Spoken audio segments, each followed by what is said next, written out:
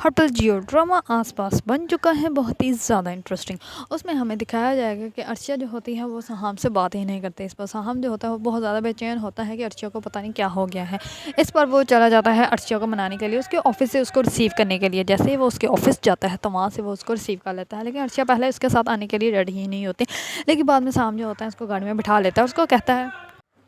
इस पर अर्चना जो होती है वो गाड़ी में बैठ जाती है। हाँ, बहुत ही मासूम सा मुँह बनाकर वो सहाम की तरफ देखने लग पड़ते हैं। इस पर सहाम जो होता है वो उसको कहता है कि यार मुझे ऐसे तो ना देखो, मुझे कुछ जो होता है, तुम क्यों नहीं मेरी इस बात समझ रही हो। अनिला आप ही को काम था, इसी वजह से वो नहीं आई। इस पर जो होती है अर्चना वो कहती है कि को जो भी काम था, लेकिन उनको उनका ये बिहेवियर मुझे बिल्कुल भी पसंद नहीं है, आपको अपनी फैमिली को समझाना चाहिए था। इस पर जो होता है सहाम वो कहता है कि तुम टेंशन मत लो यार, मुझे पता है कि मैंने एक प्यारी सी लड़की से कुछ वादे किए हैं और मैं वो वादे पूरे करके दिखाऊंगा।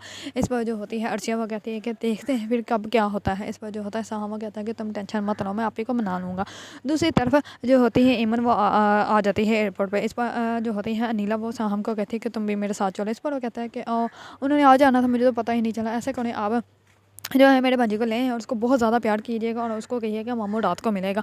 इस पर वो कहती है कि क्या मतलब कि तुम नहीं जा रहे मेरे साथ एयरपोर्ट, जबकि ईमन भी आ रही है, तुम्हें उसको रिसीव करना चाहिए। इस पर वो कहता है कि नहीं, मुझे बहुत ज़्यादा काम है तो इसलिए मैं नहीं जा सकता, ओके आप ही मैं चलता हूँ। इस पर वो चला जाता है, लेकिन अनिला जो होती है वो बहुत ज़्यादा गुस्से में होती है। जैसे ही अनिला जो होती है वो ईमन को लेकर आती है तो ईमन जो होती है वो अपना मुँह बना लेती है और आते ही घर जो है वो अपने करती है भाई को कॉल करके वो अनिला की शिकायत लगा देती है और कहती है कि ये अपने भाई को लेकर ही नहीं आई, वो मुझे रिसीव करने ही नहीं आया। इस पर जो होता है अनिला का हस्बैंड वो बहुत ज़्यादा गुस्सा करता है और वो कहता है कि इसकी इतनी हिम्मत, ये तुम्हें रिसीव करने नहीं है। और इसने मैंने अनिला को कहा था कि ये अपने भाई को कहे कि वो तुम्हें रिसीव करने आया, तुम मेरी शहजादी हो, तुम हमारी जो है वो नवाबजादी हो और तुम्हें वो रिसीव करनी नहीं है। वो बहुत ही उसको चढ़ा के बातें करता है। इस पर जो होती है नीला वो पहले सलाम लेती है और कहती है अम्मी कैसी है। इस पर जो होता है उसका शौहर वो कहता है कि अम्मी से बाद में बात करना, पहले तुम मुझसे बात करो।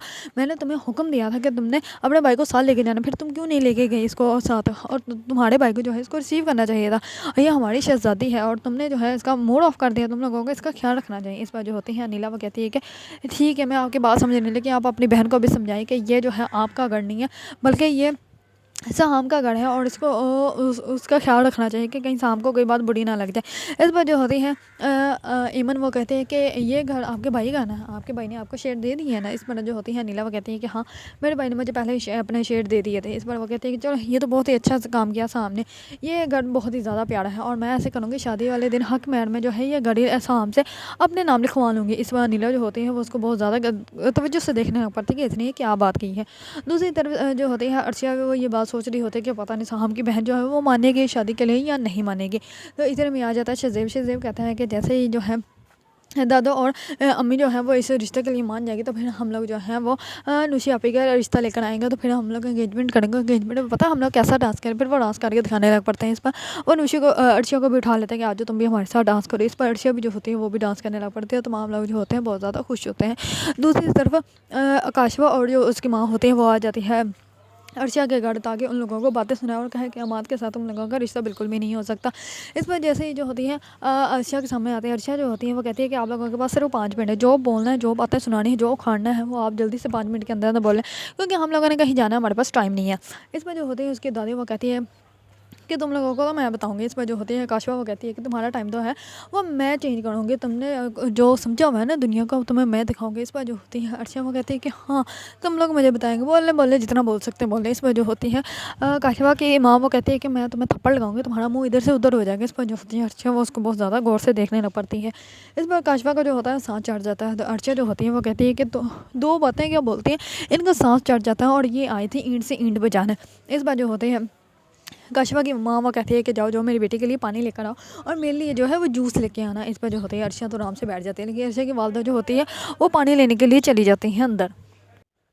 आगे हमें दिखाया जाएगा कि अर्शिया जो होती है वो मिलने के लिए आती है सहाम से। तो इतने में ही ईमन जो होती है वो अनिला के साथ बाहर घूम रही होती है, तो सहाम ने जो है वो अपने अनिला के जो बेटा होता है उसको उठाया होता है अपनी गोद में। इसमें जो होती है अर्शिया वो बहुत ही ज़्यादा खुशी से वहाँ से मिलने के लिए उनको आती है। तो इस पर जो सहाम होता है वो अर्शिया के साथ जाने लगता होता है। तो इतने में ही अनिला जो होती है वो कहती है कि ईमन के साथ टाइम गुजारना ज़्यादा इंपॉर्टेंट है ना कि अर्शिया के साथ, और ये तो यहीं पर घूमती रहती है, बाद में इससे मिलने वाला ईमन जो है वो इंपॉर्टेंट इंसान है।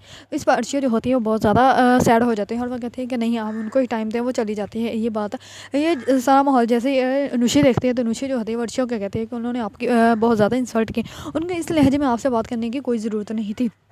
इस पर वो कहती है कि साहब भाई भी वहीं खड़े थे, लेकिन साहब भाई के मुँह से कुछ भी नहीं बोला गया। इस पर अर्शिया जो होती है वो बहुत ज़्यादा अबदीदा हो जाती है।